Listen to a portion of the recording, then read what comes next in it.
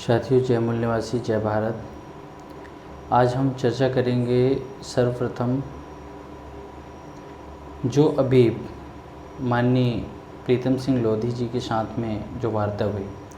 तो साथियों, महत्वपूर्ण बात यह है कि यदि पाखंडवाद पर, धार्मिक कट्टरता पर, ऊंच नीच पर यदि कोई भी व्यक्ति बात करेगा या कोई भी व्यक्ति समानता की बात करेगा तो क्या उसे बेइज्जत किया जाएगा, क्या उसे पैरों तले दबाया जाएगा। ऐसा ही घटनाक्रम हुआ मध्य प्रदेश में भाजपा के पूर्व विधायक माननीय श्री प्रीतम सिंह लोधी जी के साथ में। माननीय श्री प्रीतम सिंह लोधी जी ने केवल यह कार्य किया था कि उन्होंने पाखंडवाद के विरोध में कुछ स्पीचेस दी थी, जिसमें से ब्राह्मण लोगों का यह मानना था कि उनकी इस स्पीच से उनकी भावनाएं आहत हुई है। महत्वपूर्ण बात यह है कि अन्य लोगों की भावनाएं क्यों आहत नहीं हुई। यदि पाखंडवाद का विरोध करने से केवल ब्राह्मणों को मिर्ची लगती है, यदि ब्राह्मणों को कष्ट होता है, इसका मतलब यह है कि ब्राह्मण ही पाखंडवाद के द्योतक हैं। मतलब ब्राह्मण ही जातिवाद को फैला रहे हैं, ब्राह्मण ही इस भारत देश के अंदर जातिवाद के द्योतक हैं और ब्राह्मण ही इस समाज में ऊंचता और नीचता का वर्चस्व कायम करने के लिए अपनी अपनी हाँकते हैं।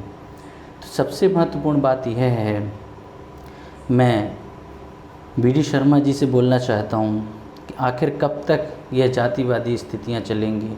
भाजपा क्या ब्राह्मणवादी पार्टी बनकर रह जाएगी? तो बता दीजिए कि आपका जो वर्चस्व है वह पार्टी में क्या जातिवादी रह जाएगा। सबसे महत्वपूर्ण बात यह है कि जो ये तथाकथित संत जो व्यास गद्दी पर बैठे होते हैं और व्यास गद्दी पर बैठ करके जो है लोगों को गालियां देने का काम करते हैं, ठटरी बांधने का काम करते हैं, नक्कटा बोलने का काम करते हैं, जो लोग व्यास गद्दी पर बैठ करके संविधान बदलने की बात करते हैं, इन लोगों पर देशद्रोह का मुकदमा कब दायर होगा।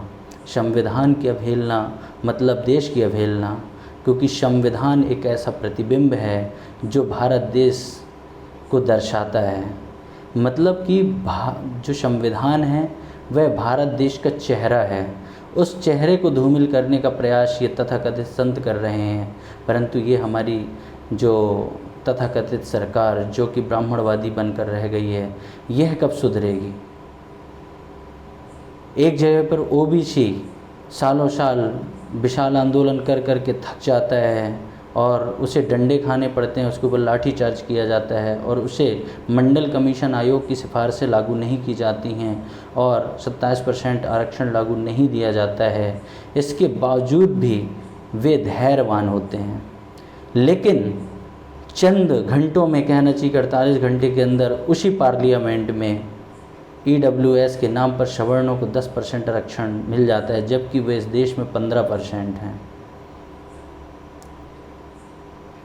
और सबसे महत्वपूर्ण बात यह है कि 15% लोगों को आसानी से 10% आरक्षण EWS के नाम पर मिल जाता है और वहीं पर OBC इस देश में 52% होने के बावजूद भी आज भी उसे 14% आरक्षण मिलता है।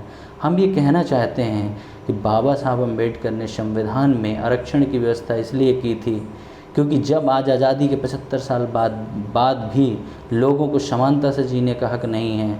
किसी बच्चे को घड़े से पानी पीने पर मार दिया जाता है तो किसी बच्ची का जाति के नाम पर बलात्कार कर दिया जाता है और इसके बावजूद भी प्रशासन और सत्ता मूक दर्शक बनकर रह जाती है। आखिर कब तक यह आपका जातिवादी एजेंडा चलेगा। अब OBC जाग चुका है।